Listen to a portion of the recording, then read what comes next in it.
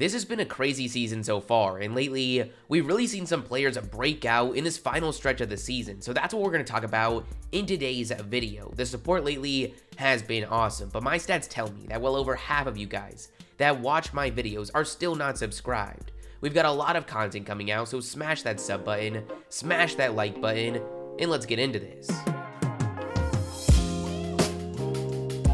Michael Porter Jr.'s career has really had its ups and downs, but it's been fun to follow. At one point, he was the top-ranked player in high school, being compared to the likes of Kevin Durant, and well, that really didn't seem too crazy of a comparison. He was a 6'10" small forward, taking players off the dribble, scoring at all three levels with ease.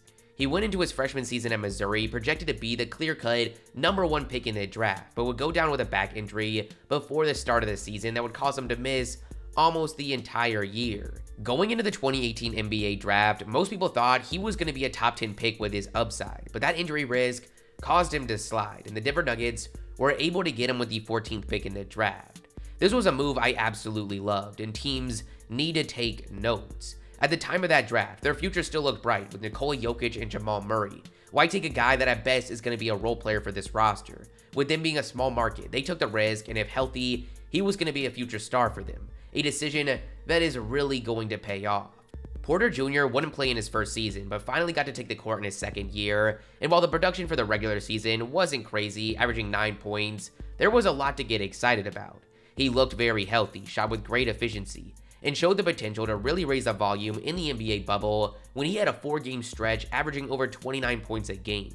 The Nuggets managed to go to the Western Conference Finals a season ago, so there was a lot of excitement about this team going into this year with the projected development of Porter Jr. He missed a good amount of time at the start of the season, but in the 21 games once he returned, he played solid, averaging 13 points and 7 rebounds, shooting 40% from 3. But in the last 18 games since that 21-game stretch, he's looked like a future superstar. He's averaged 21 points and 9 rebounds, shooting 58% from the field and 46% from 3. The play of Michael Porter has been a huge reason that the Nuggets have been able to climb up the standings in the Western Conference after a slow start. They're 14-4 in that 18-game stretch. The team looks scary going into the playoffs. They recently traded for Aaron Gordon, which looks to be a solid addition. Nikola Jokic is the odds-on favorite to win MVP, putting up some of the craziest stats we've ever seen. We're seeing even more progress from Jamal Murray, and we saw how much of an X factor he can be in the playoffs. And now you've got Michael Porter Jr. really breaking out. Man, am I excited to see what they're capable of going forward.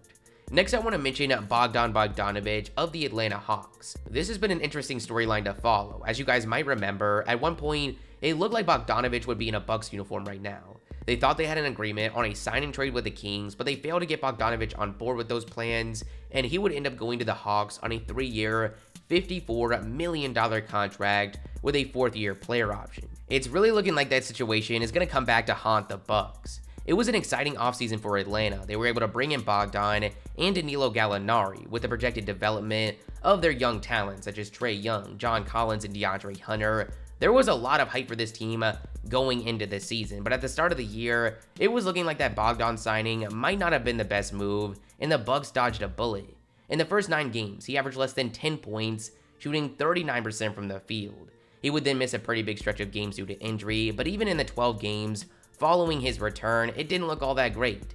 He was averaging 10 points, shooting 53% from the field and 31% from 3.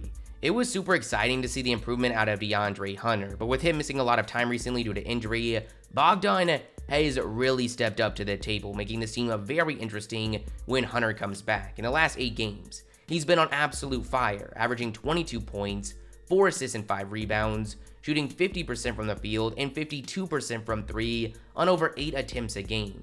He really shows no signs of slowing down. Just yesterday, he went off for 32 points in a win over Charlotte. Over the course of the season, the Hawks have been able to climb up all the way to the 4th seed, and with how Bogdanovic is playing right now, they're going to be a very interesting team to pay attention to.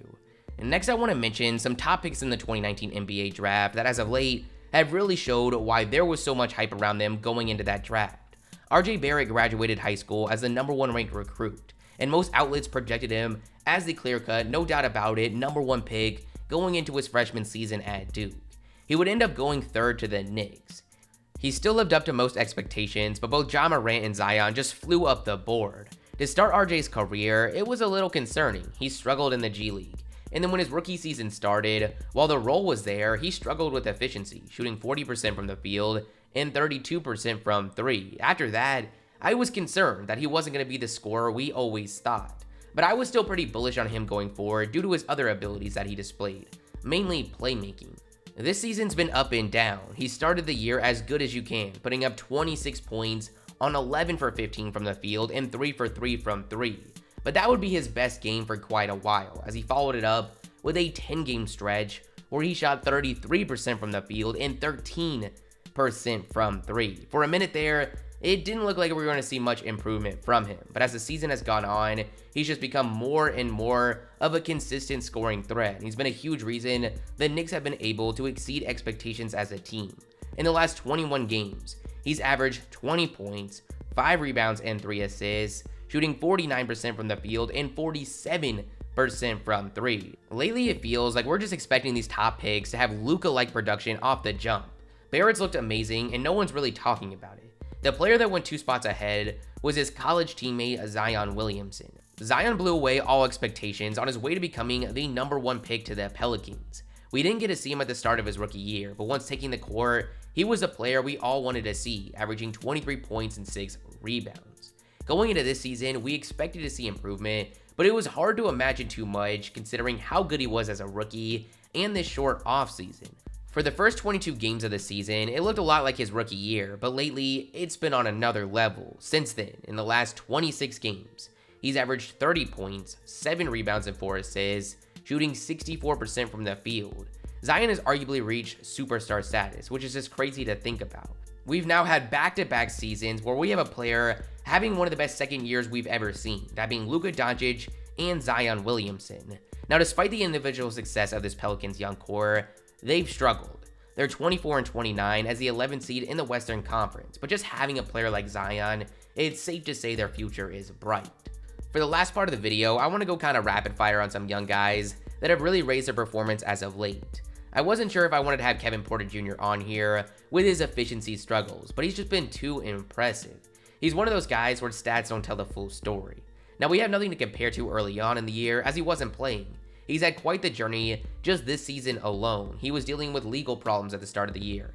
He then returned to the Cavs, had a temper tantrum, and was traded to the Rockets. He had a start there in the G League, but quickly made it to the main roster, and so far has been impressive. In 16 games, he's averaged 15 points, 4 rebounds, and 6 assists, shooting 42% from the field and 26% from 3. Obviously, not the efficiency we want to see, but it's time to buy stock in KPJ before it's too late. He's a 6'5", hyper-athletic, left-handed wing who has a gifted ability to create for himself off the dribble. I'd be shocked if the efficiency continues. He's also really exceeded expectations so far as a playmaker and defender, which only raises his ceiling going forward. Mo Bamba's another guy that I wouldn't say is breaking out, but I wanted to mention him. We talked about recently how we might get the chance to see him a lot more after that Vucevic trade, and that's been the case. Since then, he's still coming off the bench, but he's now getting around 19 minutes a game, where he's averaged 12 points, 5 rebounds, and over a block, shooting 51% from the field and 50% from 3. Pretty solid, right?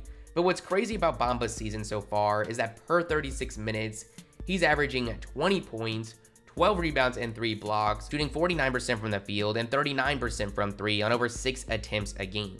I've been saying this, but the Magic have nothing to lose. Just give Bamba a true shot. There is a lot more players I could have mentioned. Nickeil Alexander-Walker, Miles Bridges, Josh Jackson, and Derek White, just to name a few. I'm really excited for this final stretch of the season. I want to know your thoughts in the comments below. Who have you been the most impressed with as of late? But that's the video, guys. You guys tell me your thoughts in the comments below. If you liked the video, make sure you like and subscribe, and peace.